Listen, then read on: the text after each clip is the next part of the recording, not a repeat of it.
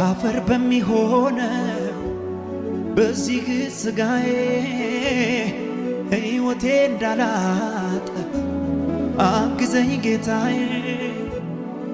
የቀረው ዘመኔ ይሁንልኝ በፊት ትቀደስ ሕይወቴ ትቀመጥ በቤት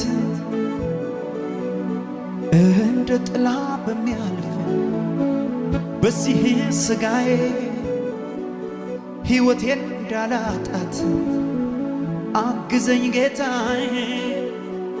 የቀረው ዘመኔ ይሁንልኝ በፊት ትቀደስ ሕይወቴ ትቀመጥ በቤት እንደ ወደድከው እንደ ፈለከው አባ እንደ ፈለከው እንደ ወደድከው እንደ ከአንዳንድ ሰዎች ፊት ያለ ትልቅ ድንጋይ ሲንከባለላ ያለው እንደ ድንጋይ በላያችሁ ላይ የከበደ የኃጢአት ሸክም ዛሬ ይራገፋል።